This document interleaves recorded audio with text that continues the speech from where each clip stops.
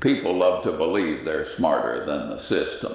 Especially when it comes to money they don't actually have. I've watched it for nearly a century now. Bright people, educated people, successful people, they ruin their lives with debt they thought they could manage. They call it leverage. I call it legalized self-delusion. And if you're sitting there right now debating whether to invest or pay off debt, well, you're already standing on the wrong side of the fence. You've allowed the idea of owing to become normal. That's how financial disasters begin, one clever justification at a time. People think debt is harmless if they use it wisely. They tell themselves stories. My debt is cheap. My returns are high, so I'm winning. No, you're not winning. You're juggling fire while standing in a room full of gasoline.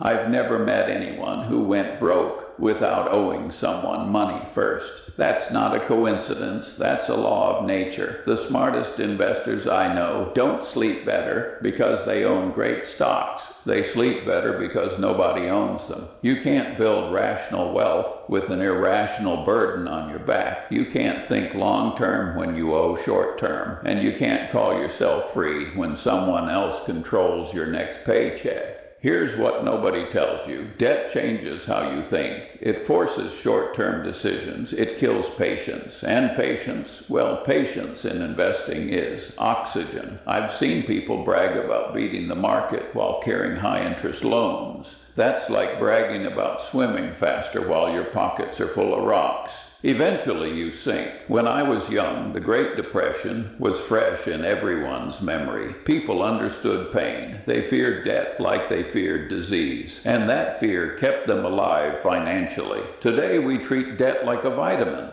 Everybody takes it. Nobody thinks it'll kill them, but debt doesn't kill fast. It kills quietly. It kills when your luck runs out. You want to invest? Fine. But don't call it investing if you're doing it with borrowed money. That's gambling in a tuxedo. The only difference between a gambler and a leveraged investor is that the gambler knows he's gambling.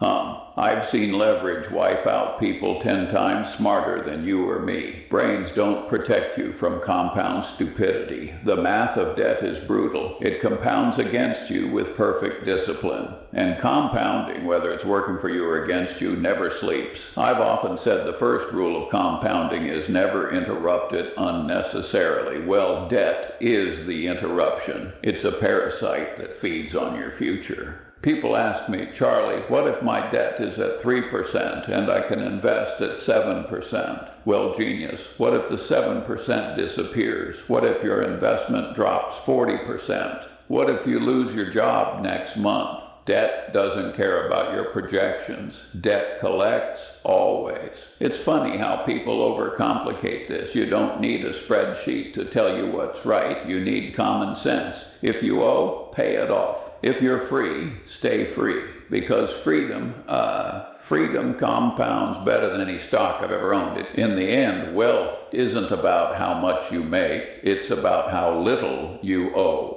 When you owe nothing, every dollar you earn belongs entirely to you. And when you control your time, your decisions, your peace, that's real wealth. So before you chase the next investment trend, ask yourself this. Are you building freedom or just decorating your prison? That's the real question. People like to think money is emotional, but it isn't. It's arithmetic, and arithmetic doesn't care about your feelings, your optimism, or your fancy investment theories. Let's talk about simple math, the kind you can do on a napkin. If you owe $10,000 at 15% interest, that's $1,500 a year guaranteed loss. You can't diversify it away. You can't hedge it. It's a guaranteed negative return. Now tell me where you'll find a guaranteed positive 15% return in the stock market without taking risks. You won't, not legally anyway. That's the brutal beauty of debt. It's certain. And certainty is the most most dangerous thing in finance when it's working against you. I've seen thousands of people obsess over their portfolio allocation while ignoring the debt interest eating them alive. They'll debate whether they should own 5% more of Apple or less of Tesla, while their credit card quietly compounds faster than either of those companies ever will. That's not investing. That's intellectual theater. It looks smart, but it's dumb as hell. You don't fix a leaking boat by buying a faster engine. You fix the hole first. Debt is the hole. Investing before you've patched it is just rowing toward the iceberg faster. People say, but Charlie, the market averages 10% a year. Sure. Over long stretches and with a stomach strong enough to handle a 50% crash without panicking. Most people don't have that stomach. They have a pulse. And when the market drops, so does their confidence. Meanwhile, their debt keeps compounding like a metronome, steady, relentless, unbothered by market moods. The math doesn't care if the S&P recovers in 2 years or 10. Your lender wants his payment next month. When you owe, you're in a race between compounding interest and compounding wisdom. Most people lose because they underestimate how fast stupidity compounds. You can't think clearly when the meter's running. Debt taxes your mind before it taxes your wallet. You start making urgent decisions instead of smart ones. You sell early. You panic late. You start praying for miracles. That's not rational investing. That's survival gambling. I've always said if you can't handle a little misfortune, you don't deserve good fortune. But when you're leveraged, even a little misfortune can end you. That's why I've seen more investors ruined by debt than by bad stock picks. A bad stock teaches you humility. Debt teaches you despair. If you really understood math, you'd treat high-interest debt like a burning house. You wouldn't stand there analyzing the architecture. You'd get out. You'd pay it off, even if it means delaying your grand investing dreams. I once told a student who wanted to invest while holding credit card debt, "You're asking me if you should invest or pay off a guaranteed 20% liability. That's like asking whether you should drink water or gasoline."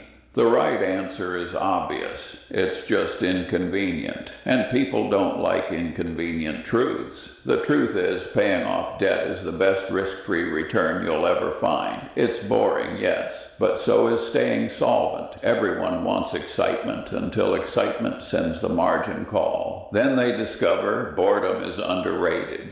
The best investors I've known, including Buffett, never viewed debt as a tool for leverage. They viewed it as a virus. You contain it early, or it spreads until it kills you. So when you ask me, should I invest or pay off debt, I'll tell you this. The person without debt can wait for an opportunity. The person with debt has to beg for one. And the market, my friend, doesn't reward beggars. You can't think clearly when you owe money. It doesn't matter how smart you are. Debt rewires your brain. I've watched brilliant people lose their edge because they were constantly calculating what they owed instead of what they owned.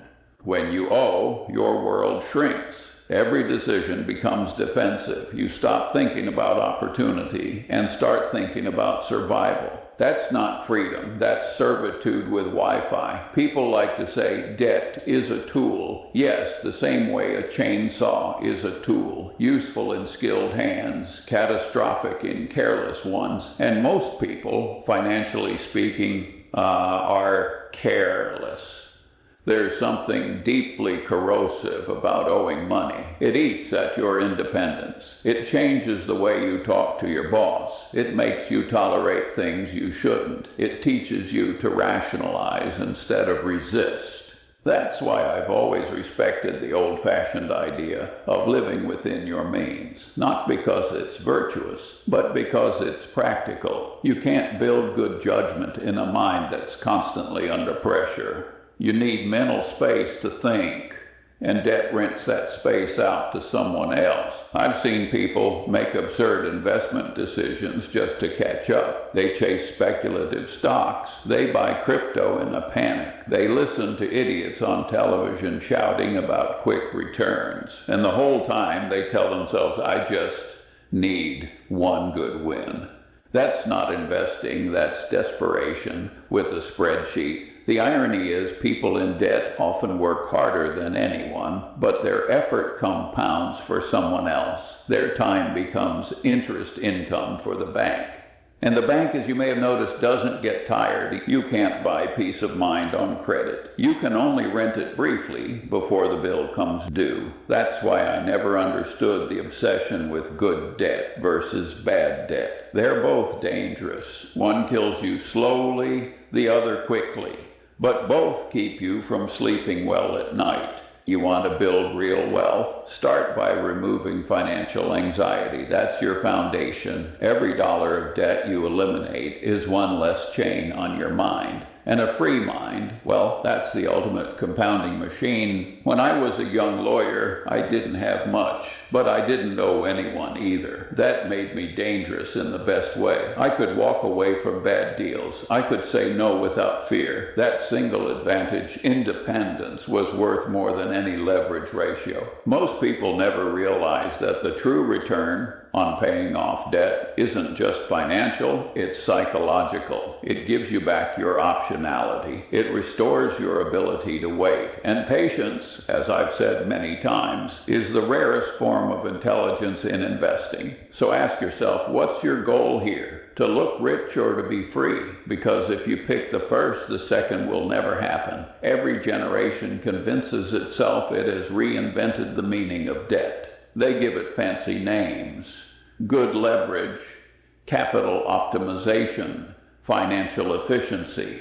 But strip away the jargon and it's the same old stupidity dressed in modern clothes. Leverage in any form magnifies outcomes, good and bad. The problem is human nature guarantees the bad will show up eventually. And when it does, leverage turns a stumble into a free fall. I've seen this movie more times than I can count. It always starts the same way. Someone borrows to accelerate gains. They tell themselves they're being rational, that they're just using other people's money intelligently, and for a while, it works. They make a few smart moves, the numbers look great, and their confidence swells. They start believing they've mastered risk. Then the market sneezes, interest rates tick up, one deal goes wrong, and suddenly everything they built starts collapsing like wet cardboard. That's not bad luck. That's arithmetic meeting reality. I've said it before, and I'll say it again. If you're highly leveraged, you don't own your assets. They own you. You're just renting the illusion of prosperity. In the 1970s, Buffett and I watched brilliant people blow themselves up with borrowed money. It didn't matter how great their businesses were. A few bad quarters and the lenders came knocking. The graveyard of capitalism is filled with geniuses who optimize their balance sheets. Even today, I see people justify leverage because interest rates are low. That's like saying you should play Russian roulette because the odds look good this round. Eventually, the chamber turns. Here's the real tragedy. Leverage doesn't just destroy portfolios, it destroys temperament. You can't stay calm when a few bad weeks threaten to wipe you out. You can't think long term when the short term can kill you. And once fear enters the equation, intelligence leaves. That's why Buffett and I built Berkshire with almost no debt. Not because we didn't understand leverage, but because we understood it too well. We wanted to survive every environment, not just thrive in the easy ones. The ability to sit still when everyone else is panicking, that's the ultimate advantage. And you can't do that if the bank owns your nerves. People ask me, Charlie, what about using debt to buy real estate or invest in a business? I tell them, if you need to borrow heavily to make a deal work, the deal isn't good enough. It's that simple. The best opportunities don't need leverage to shine. They're attractive even when funded conservatively. The moment your investment depends on the kindness of creditors, you're no longer an investor. You're a hostage. I once heard someone brag about borrowing at 3% to invest at 6%. I told him, "You're earning 3% and risking 100%. He didn't like that answer. Most people don't. They prefer a pleasant illusion to an unpleasant truth. The truth is, leverage makes you fragile. It converts a temporary setback into permanent loss. It punishes arrogance faster than stupidity, and it ensures that one day you'll meet the margin clerk, the most unforgiving teacher in finance.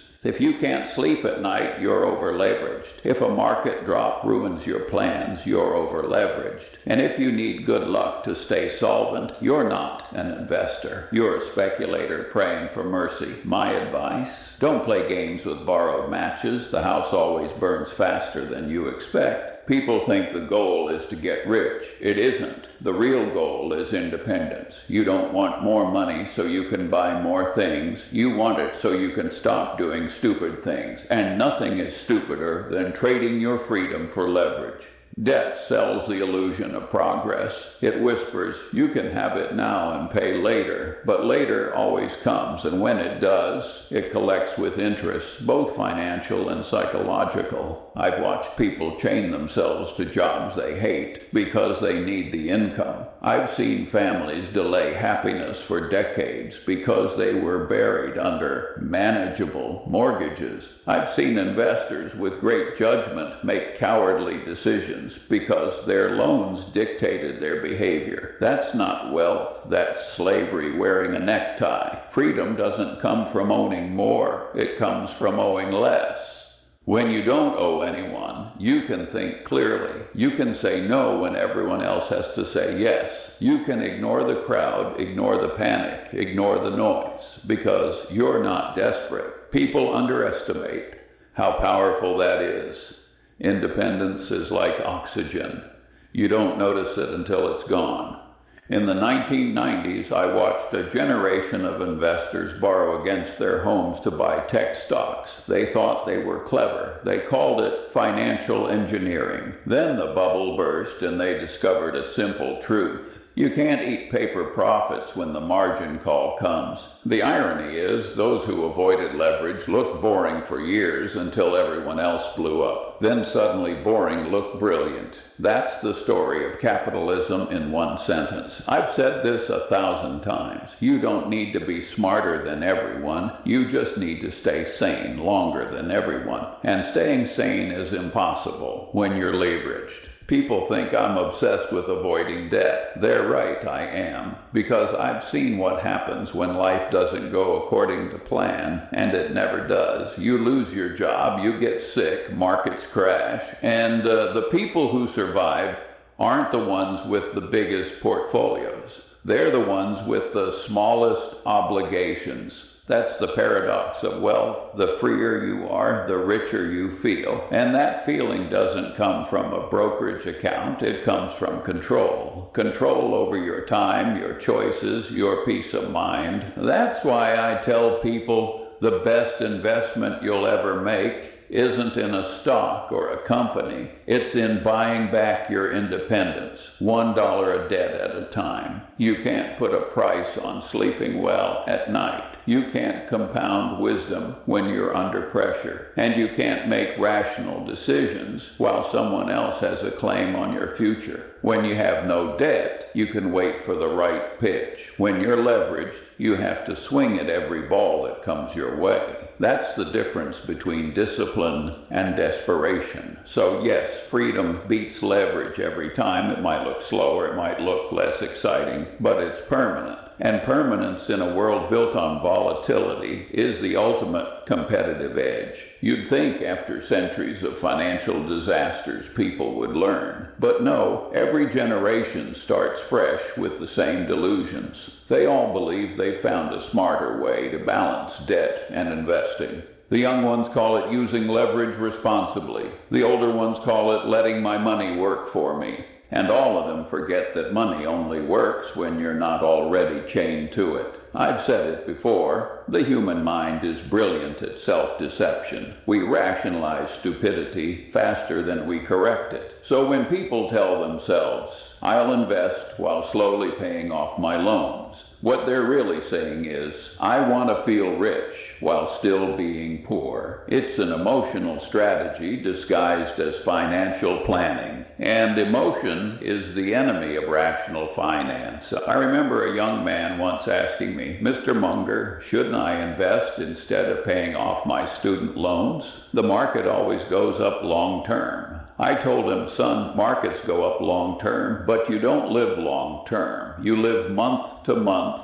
year to year, and debt compounds daily. He looked disappointed because he wanted a clever answer. But in life, it's the simple arithmetic that saves you, not the clever theories. People always look for leverage because they hate the slow path. They can't stand the idea of spending 5 or 10 years cleaning up their finances before investing, so they jump ahead. They invest first and tell themselves they'll manage the risk. But reality doesn't care about your impatience. If you skip the boring steps, you don't accelerate, you detonate. Buffett and I built Berkshire on a simple foundation. Discipline first, growth second. That's why we never had to sell assets in a panic. That's why we could sit through 1973, 1987, and 2008 without losing sleep. Because we never let debt dictate our decisions. Most people don't have that luxury, not because they can't,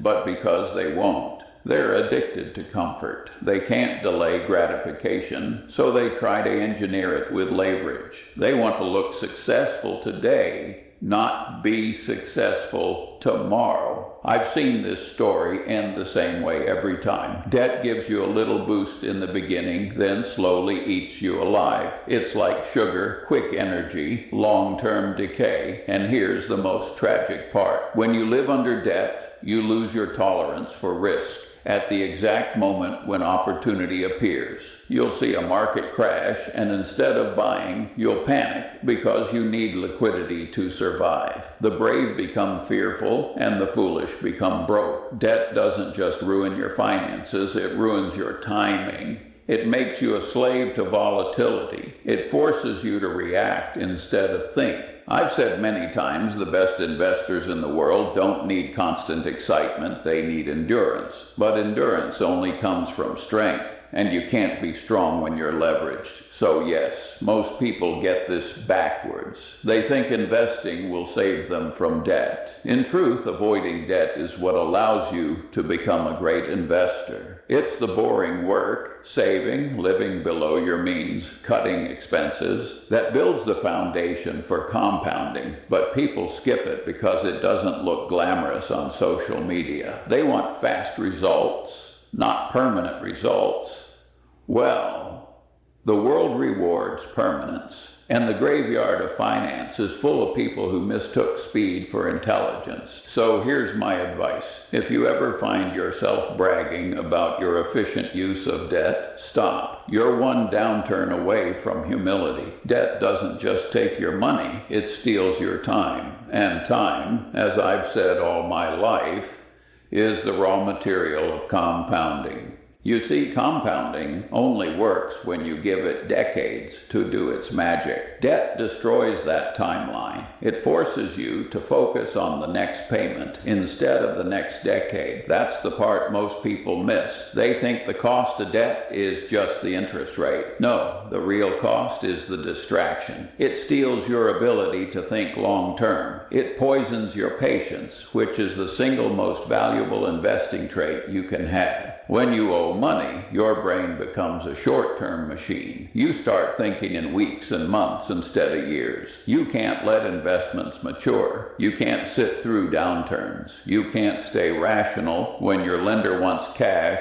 but the market offers chaos. Debt makes people fragile. And fragility is the enemy of compounding. I've met countless investors who could have built fortunes if only they'd been able to wait. But you can't wait when you're leveraged. You sell at the wrong time, for the wrong reason to the wrong buyer. And the worst part, you call it being disciplined. No, that's not discipline. That's survival. Buffett and I built our wealth by avoiding situations that forced us to act. We wanted to choose when to move, not need to move. That's the difference between freedom and servitude. I once said the first rule of compounding is to never interrupt it unnecessarily. Debt is the mother of all interruptions. It's the financial equivalent of pulling a plant out of the ground every few months to check if it's growing, and yet people keep doing it. Constantly refinancing, borrowing, rolling over balances. They call it financial management. I call it financial self-sabotage.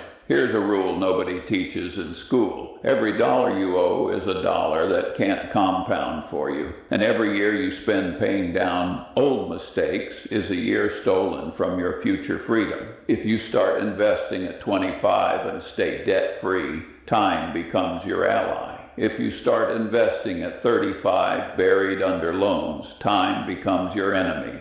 Same person, different outcome. All because of leverage. People love to talk about the power of compound interest, but they forget it works both ways. Debt compounds too, just in the opposite direction. It's like running a marathon while dragging an anchor. When you're debt-free, the smallest progress compounds. When you're in debt, even great progress gets neutralized. That's why the rich stay rich. They let compounding work for them uninterrupted. And that's why the middle class stays stuck.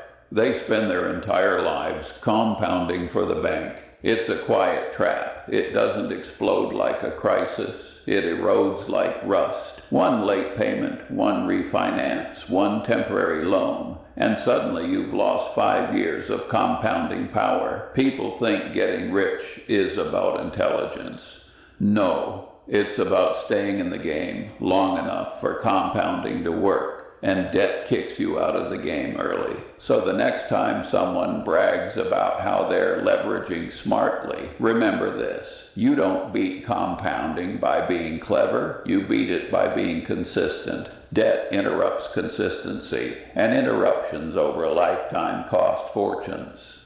Stay out of debt, stay in the game, let time do the heavy lifting. That's how ordinary people become extraordinary investors, slowly, silently, and without leverage.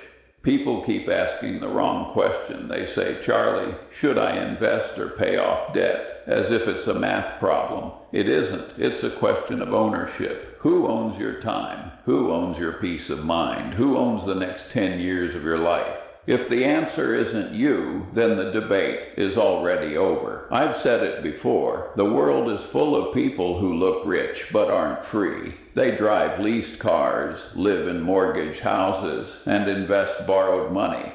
They built beautiful cages, and they're too busy decorating them to notice the lock on the door.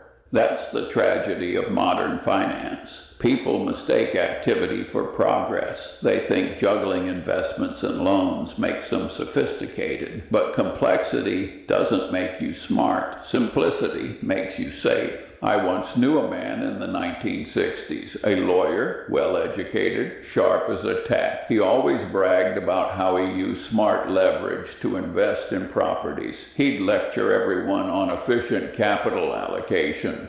Then one recession later, the bank owned everything. He didn't lose his intelligence, he lost his margin for error. That's what debt does. It removes your margin for error. And when you remove that, you remove your survival buffer.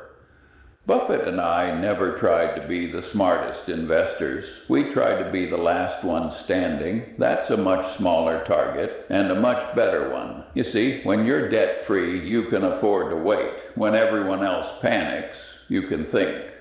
When others sell, you can buy.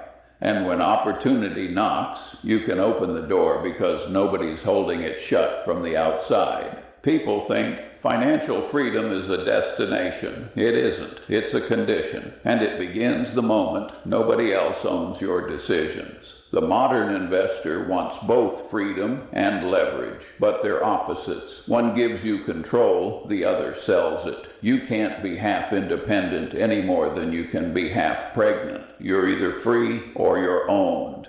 If you still need to check with the lender before making a decision, you're owned. If you still calculate your risk tolerance based on monthly payments, you're owned. If your peace of mind depends on interest rates staying low, congratulations, you're renting tranquility. And rented tranquility always expires. People don't understand that debt is a subtle master. It doesn't shout, it whispers. It tells you, don't take that risk. Don't quit that job. Don't wait for the right opportunity. It shapes your behavior until you think you're making your own choices, but you're not. You're just managing obligations. And the great irony, most of the people who get trapped like this were only trying to be financially responsible. They wanted to build credit or use leverage intelligently, and they ended up serving a system that never sleeps. I'm not saying don't invest. I'm saying earn the right to invest. You earn it by first buying back your freedom, by killing the debt that owns you. Once you've done that, the math of compounding becomes your ally. You can sit still. You can let time work. You can ignore the noise because you're not playing defense anymore. So should you invest or pay off debt? The real question is simpler. Do you want to own your life or owe it? Choose once. Choose wisely, because that choice compounds too. People hate the word slow. It offends their ego. They want results now. The body in 6 weeks, the fortune in 6 months, the freedom in 6 years. But that's not how compounding works. Compounding demands patience. And patience is impossible when you owe money.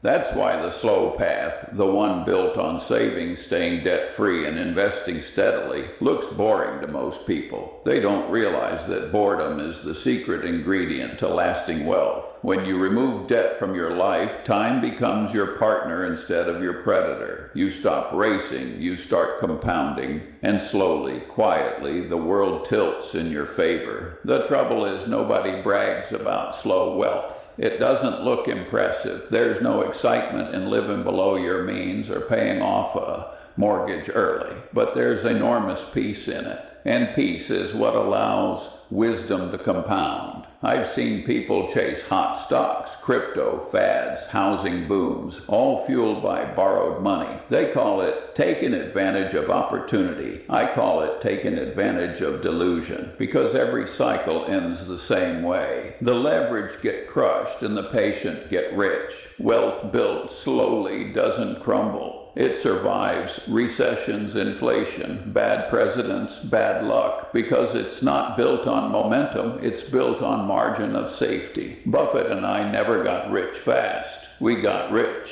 for sure, and that's a better deal. Every investor should engrave this into their brain. Speed kills compounding. You can't rush exponential growth. You can only avoid doing stupid things long enough for it to happen. And debt, my friend, is the stupidest thing you can normalize. Because while you're paying interest, someone else is earning it from you. Every loan you take is an investment you made for your lender. That's the paradox of getting rich slowly. The moment you stop chasing fast money, your real wealth begins, because you finally stopped interrupting compounding with nonsense. I remember once telling a young man who complained about how long it would take to get rich through saving and investing, "Do you plan on living a long time?"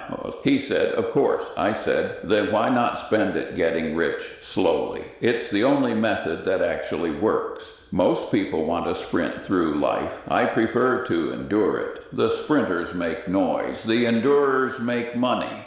That's why the debt-free path isn't just financially sound, it's philosophically sound. It aligns you with time instead of against it. And time, unlike leverage, never betrays the disciplined. So yes, pay off the debt, then stay debt-free, then invest patiently, then wait. You'll look slow for a decade, then one day you'll look brilliant, and the world will call it luck. But it won't be luck. It'll be math, patience, and the absence of stupidity. That's how compounding rewards those who respect it. Not with speed, but with certainty. If there's one lesson I've learned after nearly a century of watching people win and lose money, it's this: the game isn't about getting rich, it's about staying free. Every financial decision you make should serve that single purpose. freedom from debt, freedom from desperation, freedom from stupidity. Because once you lose freedom, everything else becomes negotiation. And you can't negotiate with compound interest. It always wins. People ask me, Charlie,